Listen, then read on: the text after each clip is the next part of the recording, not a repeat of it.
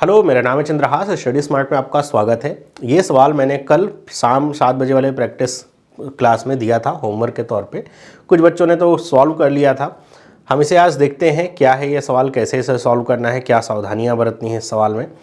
तो ये पज़ल आपका सिटिंग अरेंजमेंट का पज़ल है। जैसा आप देख सकते हैं कि कुछ पर्सन हैं जो एक लीनियर रो में बैठे हुए हैं या रो में बैठे हुए हैं। कुछ पर्सन हैं जो कि नॉर्थ फेस कर रहे हैं और कुछ पर्सन है जो साउथ फेस कर रहे हैं। इसमें एक इंपॉर्टेंट बात जो बताई जा रही है वो ये बताई जा रही है कि जो नंबर ऑफ पर्सन्स जो साउथ फेस कर रहे हैं वो ज़्यादा है किससे, नॉर्थ वालों से। और एक चीज़ नोट के तौर पे क्या बताया जा रहा है कि not more than 2 persons are facing same direction are sitting together, कि सेम डायरेक्शन फेस करने वाले पर्सन साथ में नहीं बैठ रहे हैं। कितने? 2 से अधिक, मतलब 3 पर्सन एक ही डायरेक्शन में फेस करते हुए नहीं बैठ रहे एक साथ। चलिए देखते हैं इसे। तो आप चाहे तो बना सकते हैं इसे, एक ऐसे लाइन बना लीजिए। 9 पर्सन को बिठाना है, 1 2 3 4 5 6 7 8 9। कंडीशंस लिखिए, क्या करें? D and G are not sitting on any extreme end, कि डी और जी किसी भी एक्सट्रीम एंड पे नहीं बैठे हुए हैं, कोई भी एक्सट्रीम एंड नहीं है इनका। E and I are sitting second to the left of each other. Left of each other इसका मतलब क्या है कि इनके बीच में एक का गैप है, और लेफ्ट ऑफ ईच अदर ये मतलब अपोजिट डायरेक्शन फेस करें। ये डायरेक्शन फिक्स नहीं है, बस समझाने के लिए कि अगर आई की डायरेक्शन ये है तो लेफ्ट में ये पड़ेगा, और ई की डायरेक्शन ऐसी है तो लेफ्ट में ये पड़ेगा। 2 persons are sitting between A and C and they are not facing same direction, कि ए और सी के बीच में 2 व्यक्ति हैं और ये दोनों आपस में अपोजिट डायरेक्शन फेस कर रहे हैं। आइदर बी और E sitting on the left extreme end. अब देखो यहाँ पे कंडीशन आपको क्या बता रहा है कि बी या फिर ई में से कोई भी एक लेफ्ट एक्सट्रीम एंड पे बैठा हुआ है, मतलब कोई एक ही बैठ सकता है, दोनों नहीं, और सिर्फ लेफ्ट एक्सट्रीम एंड की बात हो रही है। फिर number of person sitting between A and H is same as the number of person sitting between A and C, कि ए और एच के बीच में उतने ही पर्सन बैठे हैं जितने कि ई और सी के बीच में बैठे हैं। ओके, नेक्स्ट क्या कह रहा है? G sit second to the right of F who is facing same direction as A. F के राइट में सेकेंड पे कौन बैठा हुआ है? जी बैठा हुआ है। और क्या कह रहे हैं कि एफ जो है वो एक ही तरह डायरेक्शन फेस करे, मतलब इन दोनों की डायरेक्शन कैसी है? सेम है। आगे कह रहे हैं कि at least 4 person are sitting between D and I and both are facing same direction. कह रहा है कि आई और एच के बीच में एटलीस्ट 4 पर्सन बैठे हुए हैं और दोनों की डायरेक्शन कैसी है? सेम है ना? यही कह रहा है, both are facing same direction. B and I are immediate neighbours of A. B and I are immediate neighbours, A वाला तो अलग है। बी और आई आपस में क्या है? इमीडिएट नेबर्स हैं, बगल बगल बैठे हुए। फिर आगे है A and C are not immediate neighbours of D. कह रहा है कि ए और सी दोनों के दोनों ही डी के अगल बगल नहीं बैठ रहे हैं। ओके, फिर नेक्स्ट कंडीशन आपकी क्या कहती है? G and A are not immediate neighbours.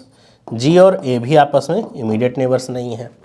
फिर अगली कंडीशन है person sitting on extreme ends are facing opposite direction, कि एक्सट्रीम एंड वाले भी क्या हैं? अपोजिट डायरेक्शन को देख रहे हैं। तो ये तो हो गई हमारी कंडीशन।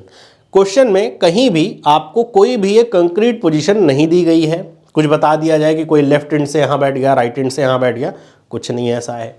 जब भी क्वेश्चन में नॉर्थ और साउथ दोनों फेसिंग आपका रहता है, ऐसे में कौन सा लेफ्ट एक्सट्रीम एंड होगा, कौन सा राइट एक्सट्रीम एंड होगा, वो आप अपने अनुसार तय करते हैं। मतलब आपके अनुसार कि ये लेफ्ट होगा और ये राइट होगा, ये राइट, ये आपका लेफ्ट और ये राइट नहीं हो सकता है। जैसा हम, अगर एग्जामिनर कुछ कहता नहीं है तो ऐसा ही माना जाता है। तो शुरुआत कहाँ से करना है इस क्वेश्चन में? तो देखिए, आप इसी वाले पॉइंट से शुरुआत कर सकते हैं, इस वाले पॉइंट से, कि भाई बी और ई लेफ्ट एक्सट्रीम एंड पे है, यहीं से शुरुआत करते हैं। तो एक बार मैं क्या करता हूँ, यहाँ पे ऐसा बी को बिठा देता हूँ। एक और आप ऐसा बना सकते हैं, 1 2 3 4 6 7 8 और 9। यहाँ पे आप ई को बिठा दीजिए। बी को मैंने बिठाया तो यहाँ पे मैं आई को बिठा सकता हूँ। क्यों? क्योंकि भाई बी और आई यहाँ पे क्या देखा था कि ये इमीडिएट नेबर है। ई को यहाँ बिठाया तो यहाँ पे आप आई को बिठा सकते हैं। क्या डायरेक्शन तय हो सकती? इस वाले में तो हो सकती है। लेफ्ट कह रहा है ना, तो ये आपका ऐसा फेस करेगा और ये ऐसे फेस करेगा, है ना? ये आपको जो डायरेक्शन वाली बात है वो समझ में आ जाएगी। जैसे ही आपने यहाँ पे आई को बिठाया तो आप ई को बिठा सकते हैं, एक स्थान छोड़ करके यहाँ पे ई को बिठा लीजिए। फिर से डायरेक्शन यहाँ पे तय हो पाएगा, आई ऐसा फेस करेगा और ई नॉर्थ फेस करेगा, कुछ इस तरीके से। आई से एक और आपको क्या पॉइंट मिल रहा था कि आई और डी था, मेरे ख्याल से एच यहाँ पे लिखा हुआ है, आई और डी के बीच में, सॉरी यहाँ पे गलती से एच लिखा हुआ है, आई और डी के बीच में 4 से अधिक या 4 का गैप है। तो भाई 1 2 3 4, आप डी को कहाँ रख सकते हैं, यहाँ या फिर यहाँ पे नहीं रख सकते, क्योंकि यहाँ ऊपर मना किया गया है कि डी और जी एक्सट्रीम एंड पे नहीं आने चाहिए। यहाँ पे आप रखना चाहें तो 1 2 3 4, ऐसा 4 का गैप छोड़ करके डी केवल एक ही जगह पे आएगा, कुछ यहाँ पे, और कहीं नहीं आ सकता डी, है ना।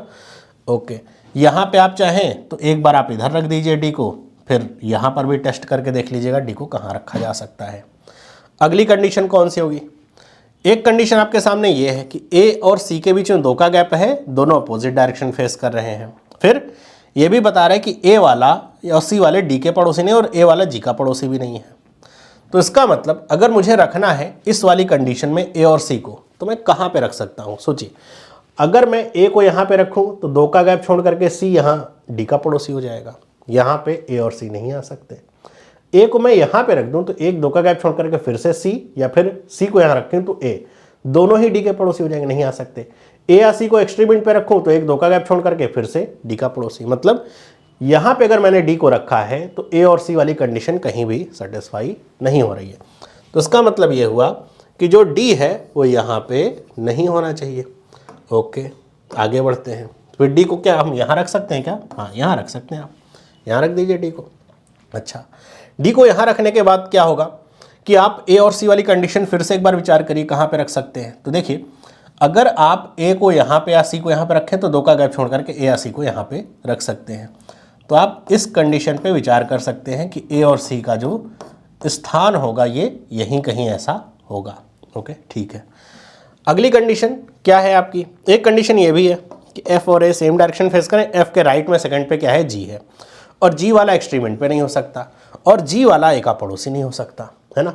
तो अब सबसे पहले तो ये देखें कि कहाँ पे हम रख सकते हैं इस कंडीशन के अनुसार जो हमको दी गई है, उसके अनुसार अगर हम रखना चाहें तो कहाँ पे रख सकते हैं, है ना।